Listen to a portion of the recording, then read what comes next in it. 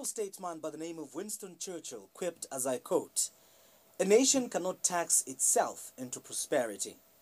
A quote that resonates with the majority and many Zambians out there following what is happening in Zambia with regards to tax. You're watching Week with me, Winston Mavoro, and my guest on the program this evening is Ishmael Zulu from Consumer Unity Trust Society, who I will be discussing with, a topic called Zambia's tax policy. Welcome to the program, Ishmael. Thank you, Winston. It's always a great pleasure being here.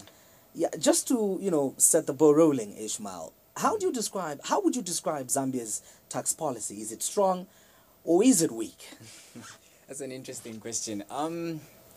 To begin with, tax policy in Zambia is formulated by the Ministry of Finance, and then the collection is done by the ZRA, as we all know. Now, looking at the tax system that we have,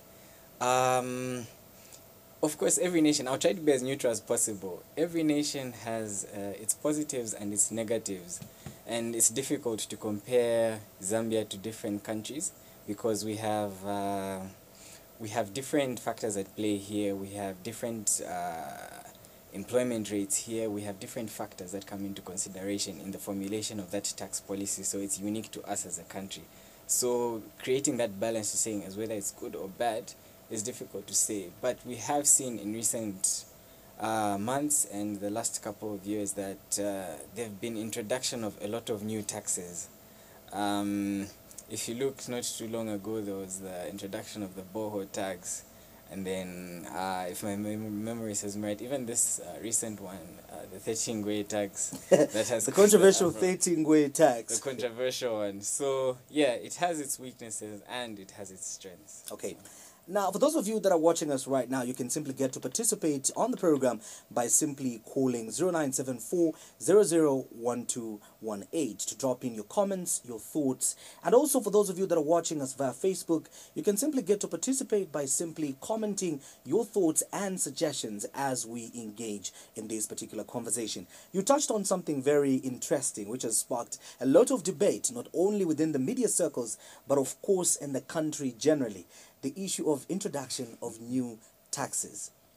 And the most recent one is the 13-way on internet calls. What is your comment on that? Is it really necessary? In answering that question, I think for us as the Consumer Unity and Trust Society, we are not in agreement with this tax. And I'll explain why.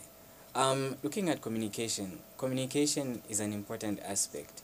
Now, it links businesses together, especially international calls. You link businesses through Skype, through WhatsApp. You're able to contact people who are outside the country at a low price.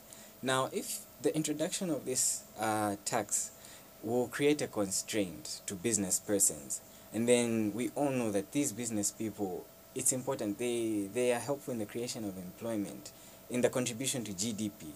Now, what you're doing is basically creating a barrier for communication for them, making it more expensive.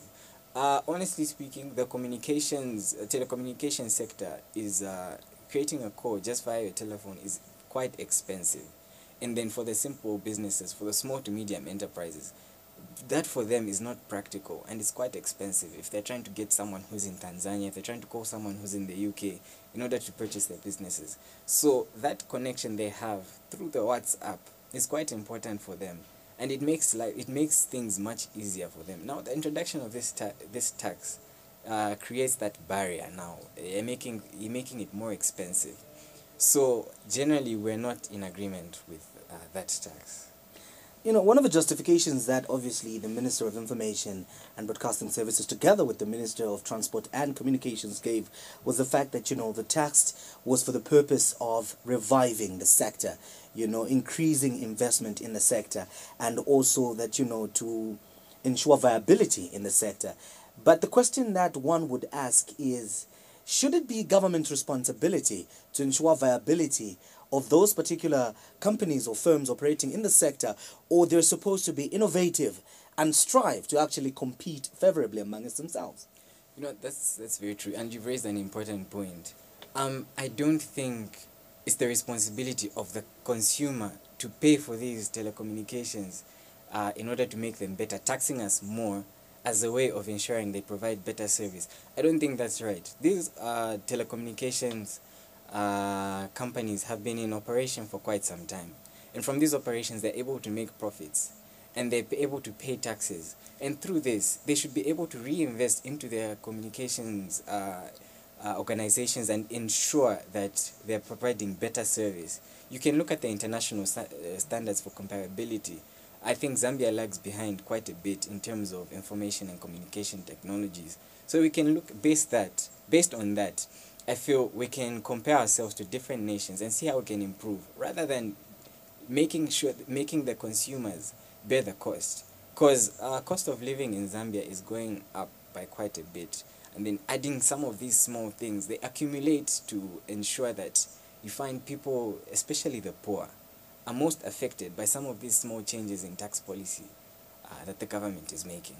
I love the fact that, you've brought in the issue of the cost of living in relation to the current taxes that are prevailing on the Zambian market. Now, the other issue that is worth noting is that, research has indicated that if you look at other taxes such as, pay as you earn, okay, which apparently is one of the highest in the region, according to certain studies which have showed. Now, one would wonder, is this case only unique to Zambia? Or maybe there are other countries world over that, seemingly have that inclination towards taxing the citizens? I think Zambia is a special case. Taxes here are a bit on the higher side. Because I'll give you an example of corporate tax rates. The corporate tax rate in Zambia stands currently at 35%. You look at a country like Zimbabwe, who's a nation that's had many difficulties, especially with regards to the political side of things and even economic. Zimbabwe's corporate tax rate is at 25%. Compared to countries like Botswana, Botswana's corporate tax rate is at 22%.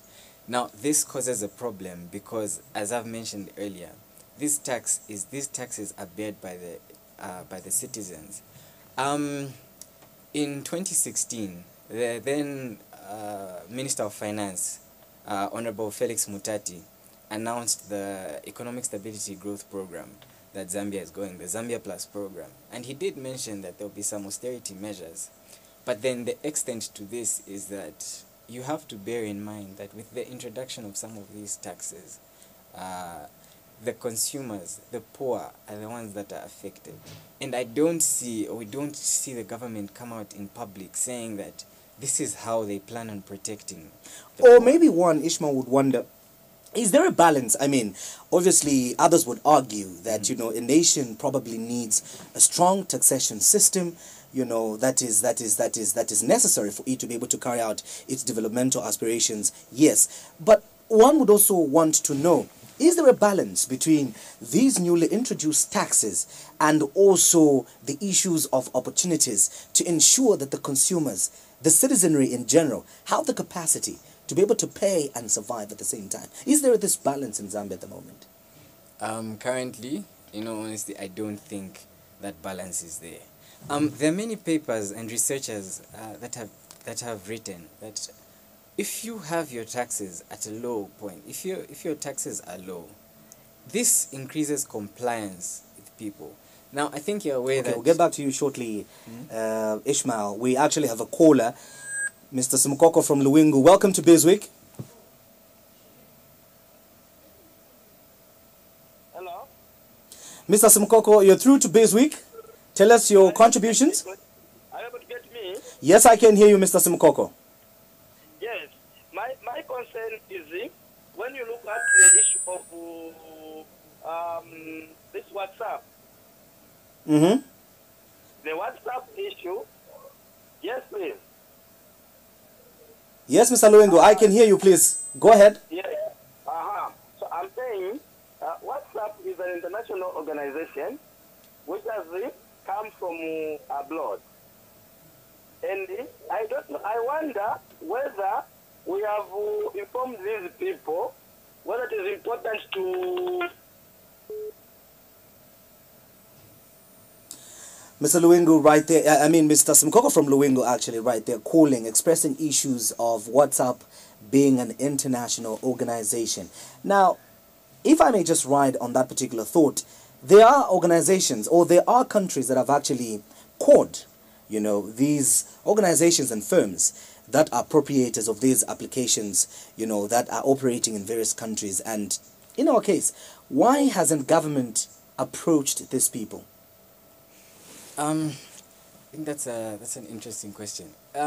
Like Mr. Simkoko has expressed, these are international organizations. WhatsApp in its home country pays taxes in that particular country, and then it is not with technology today. They don't have the responsibility to pay taxes in each and every country that they are operating in, and therefore the basis that government brought up and said that these companies and institutions are making money and are not, and we as Zambia are not earning anything from that money. I don't think that's a baseless argument, in my opinion, and I feel it's just moving backwards as a country. Now, what we can do on that end is support institutions, support the growth of these small to medium enterprises. We've got a lot of people that have studied things like IT in Zambia. We've got people that have won awards and that we've seen on TV come up with brilliant applications that will help going forward. What we can do, if that's the basis of your argument, is come up with some of these applications that are home-based in Zambia. We've got Clive on the line from within Lusaka calling in just to tender in his thoughts on, you know, the discussion that we're having. You're through to Beeswick, Clive?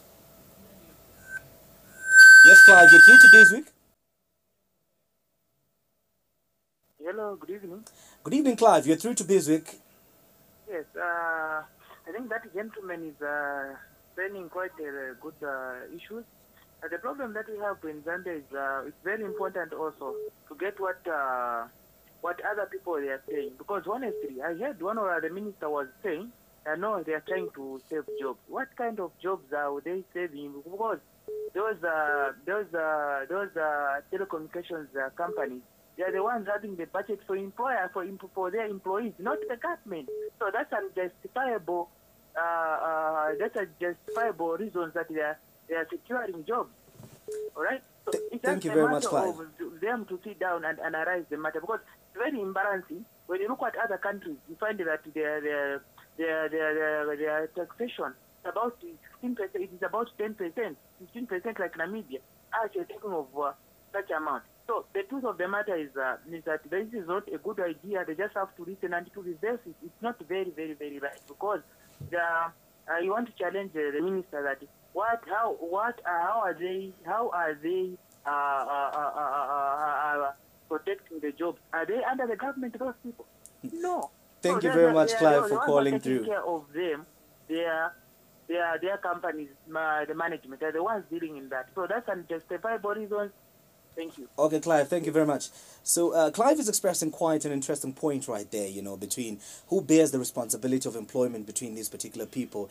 But what one would also ask is, don't you think Zambian, especially between the informal and the informal sector, I mean, who does bear the huge burden of tax as we speak? I think that huge burden of tax right now is definitely on the formal sector, especially with the corporate tax rate that I brought up earlier of 35%. I think that particularly raises and that's some of the reasons we're having problems with the informal sector joining the informal sector joining the formal sector. And also in line with what Clive has shared, it's the saving of jobs. It's not the responsibility of us, the consumers, to ensure that jobs are saved. It's the responsibility of these telecommunication industries to provide better services and make sure they are competitive to a level where they're able to employ and the jobs of the people are secure. Yeah. At this particular time, I'll just, would like to maybe show some people just a few taxes that we were able to compile that an average Zambian at the moment is paying.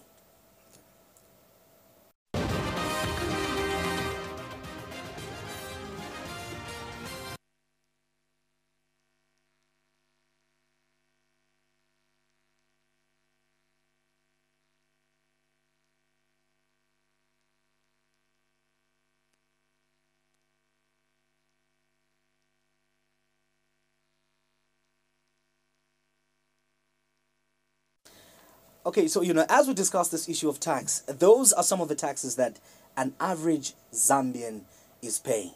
Now, the issue here is, Apart from the telecommunications sector, there are other critical sectors such as, the agriculture sector and the tourism sector, which according to the paper that you did, are at the moment not contributing significantly to the national GDP.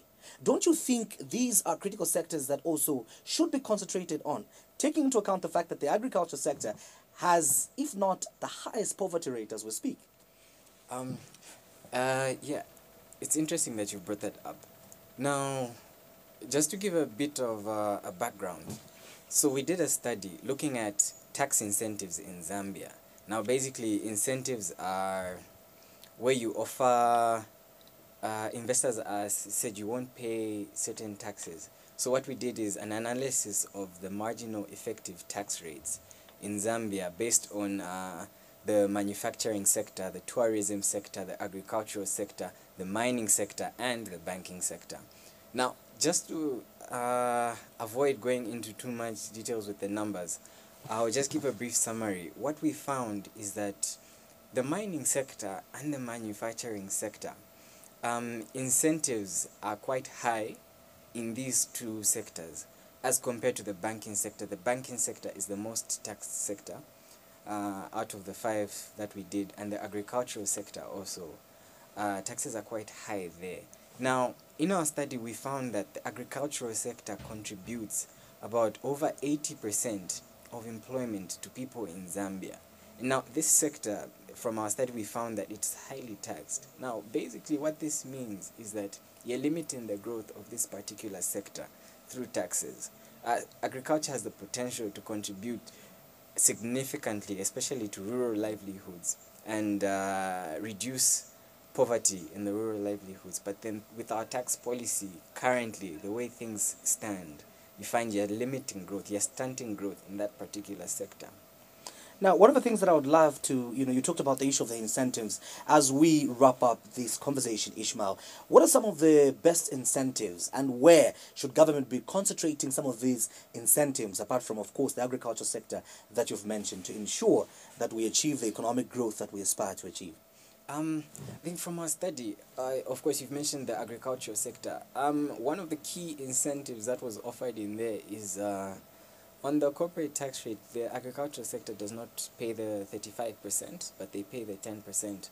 However, that was not enough. So, of course, the agricultural sector is one of the sectors that we need to look at improving in order to ensure that we are creating employment for people in Zambia, and we're helping the poor, because most poor people turn to agriculture because that's what they have, that's what they know, because they know some of them are not educated, and then agriculture tends to be the easiest way for them out of that poverty.